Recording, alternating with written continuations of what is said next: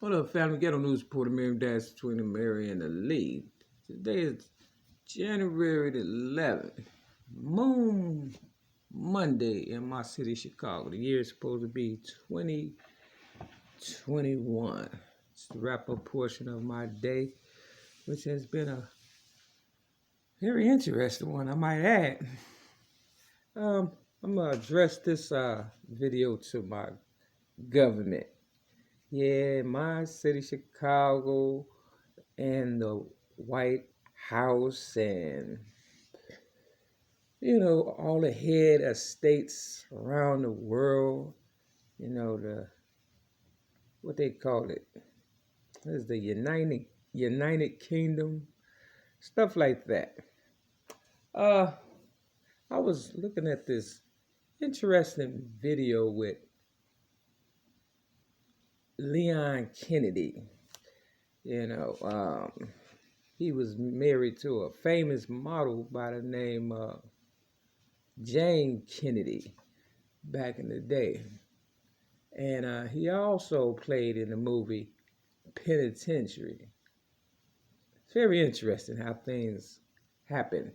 He's an older guy, so, all the millenniums and Generation Z, and maybe some X might not know who he is and stuff, but he was having a conversation with young Pharaoh. I'm pretty sure you all know who young Pharaoh is. He's kind of like a self-made scholar. He had a few run-ins with the law, and he had to figure out how to get up out of prison because of something he did not do. His case is kind of similar to mine. Young Pharaoh was accused of having a gun, and Mary Liam -20 Mary Lee, aka ML-MACK, your ghetto news reporter, and whom coined the term ghetto news reporter because I couldn't get anyone to take my case back in the day as far as me being railroaded for a so-called disarming a police officer, something I did not do due to the fact that, I've been a child abuse victim all my life. I'm 53 years old as of today, like I said, today being January the 11th, Monday, 2021 in my city, Chicago. My birthday is May 25th, 1967. I'm residing at 6210 South Kimbark Avenue, Chicago, Illinois, 60637, apartment 308. My phone number is 1-708-574-8117. Now, I've been doing that on my videos, giving out my personal information due to the fact that I'm becoming more and more of a target, more so than anything, due to the fact that I was a child abuse victim, still is a child abuse victim that has grown up, and I am being pretty much trolled and threatened and stalked due to the fact that I wrote a book about being a child abuse victim and gave it to the public before I got railroaded, May 31st, 2008. You understand what I'm saying? For so-called disarming a police officer. The name of the book is Rhymes, Poems, and Metaphors plus one song, and that I had copywritten at the Library of Congress in Washington, D.C., where the White House is located, and of course a lot of that pedophilia and child abuse, child trafficking, torture, and all that stuff, what's happening, may very well still be happening. You understand what I'm saying? I also collected audio from a person talking in depth about the situation, about, George Bush and Reagan, and then I believe they mentioned Clinton being a part of, a lot of deviant stuff happening at the White House. You know, it's about 5 audios um, pertaining to all the Pizzagate, child abuse ring, torture, and whatever the case may be. And I'll put it in the description of this video. So just by me saying that, and me being a child abuse victim ever since, forever since I was a baby, and somehow taking the initiative to be able to speak out for myself at the age of 6 back in 1973, what they did was, because I spoke out, they put me in the Chicago Sun-Times newspaper. Now, somebody has that article.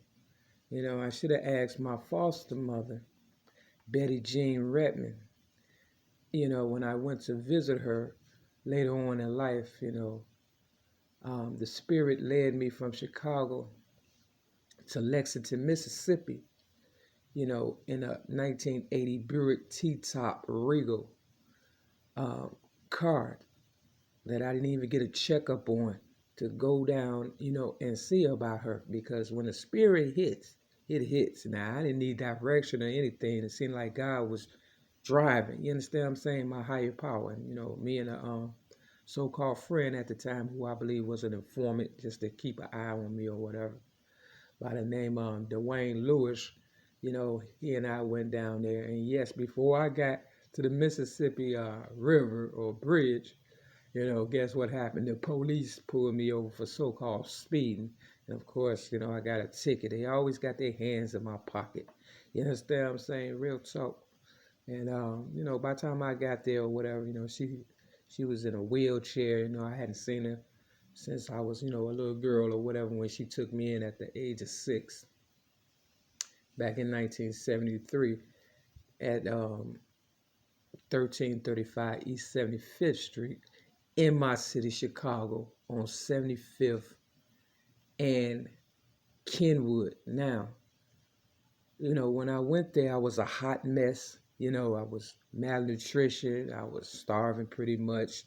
And the people that abused me, they only lost their license and stuff. Now, I thought I was out of, you know, a bad situation, but I ended up getting out the frying pan, going into the oven, even with, you know, the Redmonds and stuff. Now, they were an older couple, and I believe Leon Baker Redmond. I want you to check out the similarities, because young Pharaoh was having a conversation with Leon Kennedy. You understand what I'm saying? So, you know, older people know how to, you know, they know how this works and stuff, and, you know, they be wanting to keep things secret and stuff like that. But when I was with Leon Baker Redmond and my foster sister Kimberly Redmond and my foster brother Edward Redmond, and of course Betty Jean Redmond, the wife, and whom I was close to, so I thought, but they was just there to kind of monitor me and see what's going on, I guess, because once you speak out against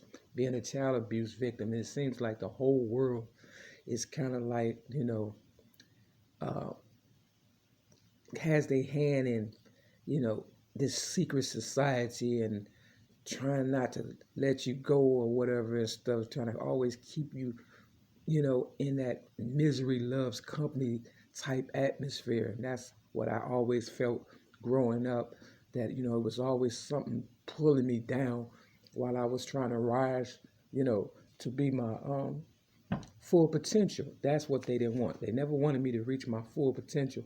And as a result, you know, Betty Jean Redmond, she noticed my, you know, me coming into myself after, you know, staying with her or whatever. And, you know, when I got there, I didn't know the difference between the apple and the orange, because I was deprived education, and, you know, I was tortured pretty much as a child before getting to her. But when I got to her, she just took on another kind of abuse. She used that, you know, killing me with kindness type attitude or whatever. She saw my growth. She saw my potentials as far as me becoming the originator of rap.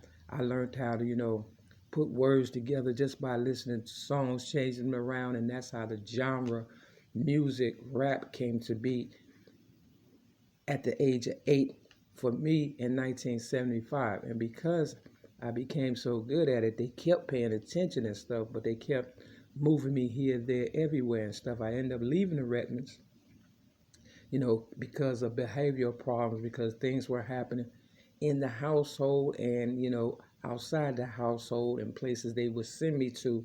I found myself always involved in some kind of sexual deviant, especially one time when we went to Mississippi. I don't know if it's Jackson, Mississippi, or it was Lexington, Mississippi at the time. And it was Easter Day, and this teenager guy took advantage of me. And then one time, I believe the father of Leon Baker Redmond, who was almost 100 years old, and I was trying to learn how to play the piano, start, touching on me and putting his tongue down my throat, and, it was nasty and stuff. Of course, I jumped up and ran and caught up with the family before they pulled off. That's how fast things happen. You understand what I'm saying? I'm thinking I'm learning how to play the piano, and they set me up for some old fart and shit or whatever who was almost 100 years old, who I believe to have been, Leon Baker Redmond's father. Real talk, my foster father. And they called his father, Godfather or whatever. So it's a lot of predatory stuff happening and stuff. Long story short, they finessing young Pharaoh because he is smart. And the guy finessing him was Leon Kennedy. He would be about as old as my foster father, Leon Baker Redmond. Now, young Pharaoh, he's real smart. He is. But, they want to, that's what they do. They allow you to build up your confidence, and then they tear your confidence down and stuff. They compared young Pharaoh, Leon Kennedy did, to a Malcolm X or something like that. They be trying to extract all that realness out of you, and then they use it against you. That's what they was doing with me and stuff. I'm thinking I'm becoming somebody, and I did. I, reached as far as I could. I sold general merchandise for years in the streets, being my own boss, to stay away from, selling drugs and stuff like that. And I was a pillar in my community, as far as Alcoholics Anonymous. I was helping out in AA, getting people's lives together and stuff. And they was just using me for money and revenue and things of that nature or whatever. Now, Leon Kennedy, Leon Baker Redmond, you see the similarities and stuff.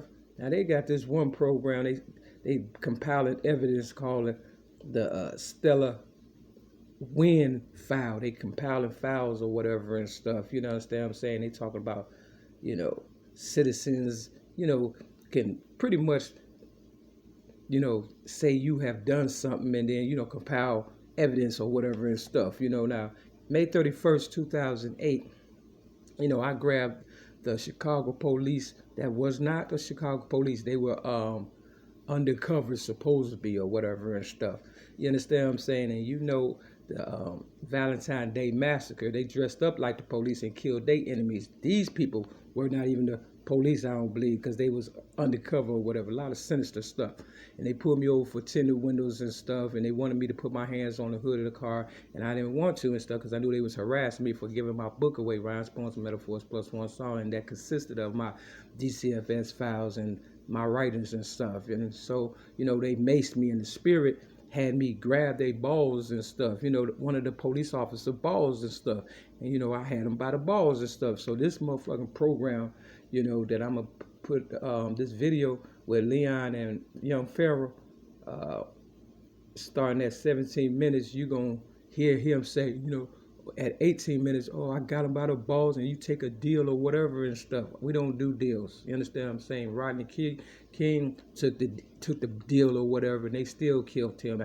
You understand what I'm saying? So, that's basically my story about the government on some bullshit, and they know how to put it together.